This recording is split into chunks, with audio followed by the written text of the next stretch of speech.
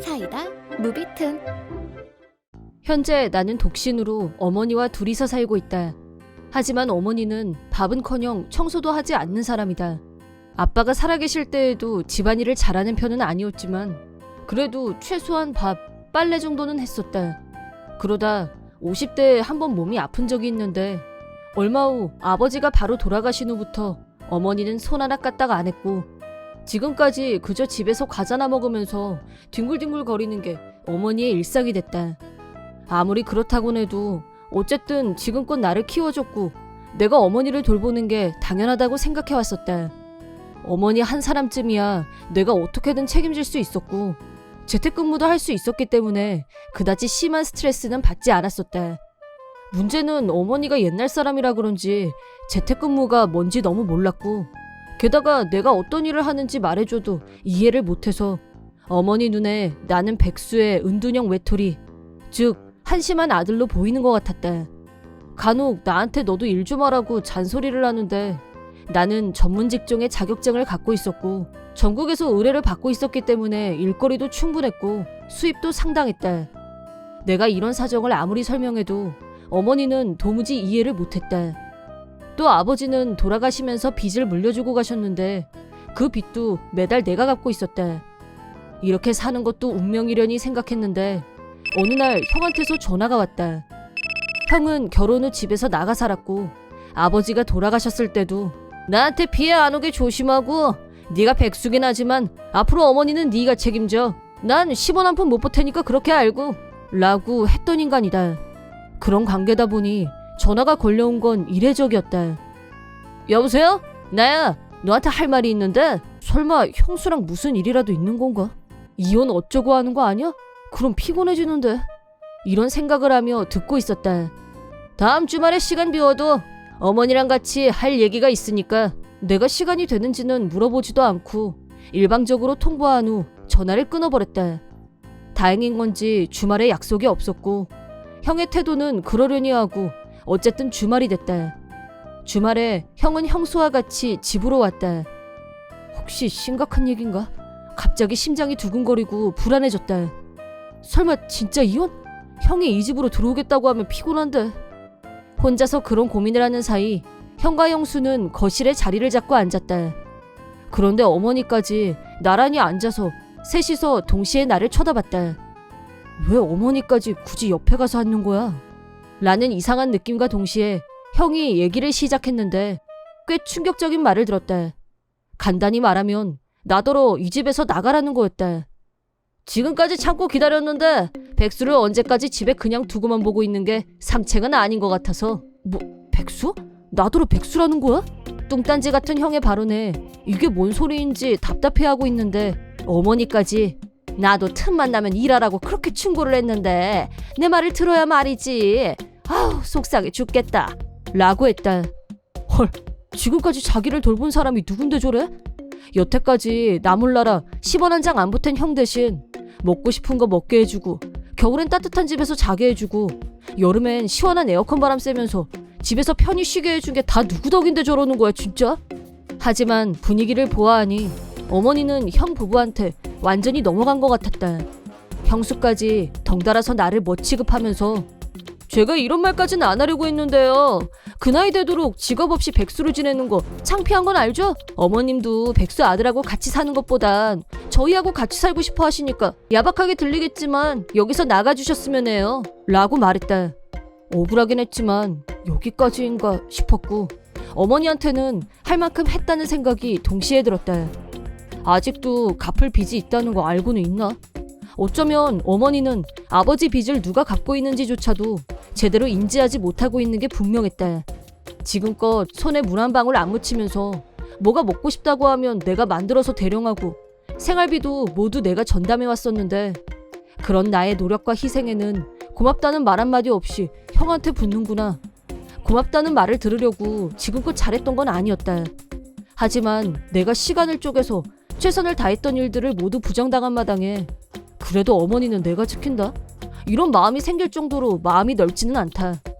내가 아무 대꾸도 안 하자 형은 알아들었으면 짐 챙겨서 얼른 나갈 준비해. 우리 다음 주에 여기로 이사 올 거니까 그때까지는 집 비워둬 알았지? 짐 깔끔하게 챙겨가세요. 나중에 귀찮은 일 안 생기게 라고 옆에서 거드는 형수. 형이 무슨 꿍꿍이인지는 이미 간파했다. 예전부터 형은 돈 씀씀이가 해펐고 여기저기서 돈도 많이 빌렸다. 아버지가 살아계실 때에는 툭하면 돈 좀 달라면서 찾아오곤 했었다. 아마도 형은 어머니가 아버지 재산을 갖고 있을 거라고 생각하고 있는 게 분명했다. 나를 쫓아내고 여기 들어와서 살면 생활비도 아끼고 덤으로 아버지 재산까지 꿀꺽. 집안일은 어머니한테 시키면 형수도 편하게 살 거라는 얄팍한 계산이 작용했을 거다. 하지만 그런 일은 절대 일어나지 않을 거다. 이 세 사람의 말로가 어떻게 될지 손바닥 들여다보듯이 훤해서 웃음이 터져나올 것 같았지만 일단 우참하는 데는 성공했다. 나야 나가라고 등 떠밀어주니 고마워서 절이라도 할 지경.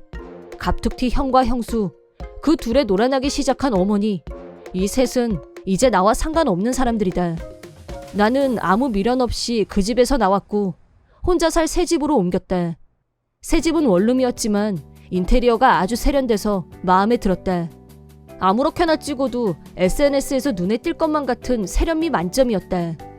원룸을 찾을 때 이왕이면 위치가 좋은 곳으로 하고 싶었고 대형 쇼핑몰, 편의점이 가까운 곳으로 하고 싶었고 생활하기가 전보다 훨씬 편리해졌다. 더구나 아버지 빚, 어머니 생활비도 감당할 필요가 없어졌으니까 홀가분한 기분을 마음껏 내고 싶어서 새 차를 샀다.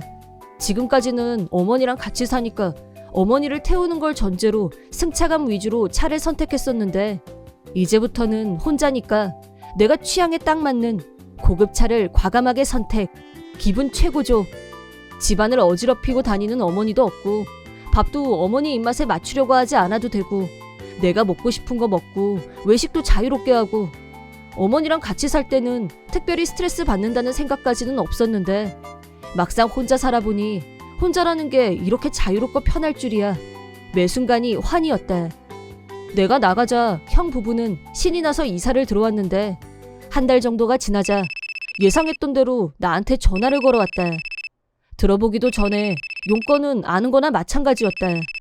형의 첫 마디는 이 청구서들 뭐야? 빚이야? 라길래 아버지가 남긴 빚이야. 형은 모르고 있었겠지만 지금까지는 내가 계속 갚아왔었거든.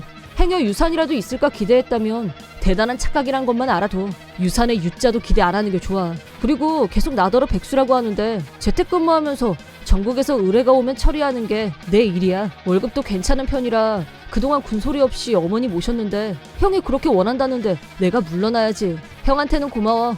덕분에 솔로 라이프 만끽 중 라고 시원하게 반격을 날려주자 형이 작은 소리로 이런 제길 하더니 그럼 진작에 말을 했어야지. 너 때문에 내 계획이 다 망가졌네 어쩌네 잔뜩 화풀이를 했다. 나야 이미 다 예상했던 일이라 놀랄 것도 없었지만 어머니는 형하고 같이 살면 집안일은 당연히 형수가 할 거라고 생각했을 거다. 늘 그랬듯이 집안일은 손도 안 대고 어지럽히기만 하니까. 그 꼴을 보고 형수가 완전 열이 받아서 서로 욕하고 싸우고 고부간의 갈등이 장난 아니라고 했다. 제일 큰 문제는 유산을 노리고 들어왔는데 있는 건 빚밖에 없다는 거였다. 형수는 로또 터진 줄 알고 직장을 그만둬서 수입원이 형 월급밖에 없다 보니 사는 형편이 나락 그 잡채. 나하고 둘이 살 때는 어머니도 경제적으로 아무 불편함이 없었다. 생활이 바뀌었는데도 씀씀이는 그대로라 빚만 계속 늘고 있다고 했다. 내 수입에 대해 알게 된 형은 입장을 바꿔서 이번엔 나더러 들어오라면서 쉽고 좋다는 게 뭐냐, 힘들 때 서로 도와야지 어쩌고 하는데 어머니랑 둘이 살 때 언제 형이 10원 한 장 보탠 적 있어? 나도 국물도 없어 라고 하자 전화기에 대고 미친 사람처럼 소리소리를 질러댔다. 내가 나가고 형이 들어온 후로 어머니 역시 돈 쓸 때마다 형수한테 잔소리를 듣더니 그래도 네가 낫다면서 다시 같이 살자고 했지만 확실하게 선을 그었고 이참에 완전히 세 사람에게 손절 선언을 했다. 얼마 후에 들은 말로는 사이가 나빠진 형과 형수는 이혼을 했고 살던 집도 은행에 넘어가게 됐다고 한다. 결국 형과 어머니는 둘이서 화장실도 공용으로 써야 하는 열악한 곳에서 살고 있다는데 그 둘이 서로 물고 뜯고 싸우는 건 두말할 필요도 없었다.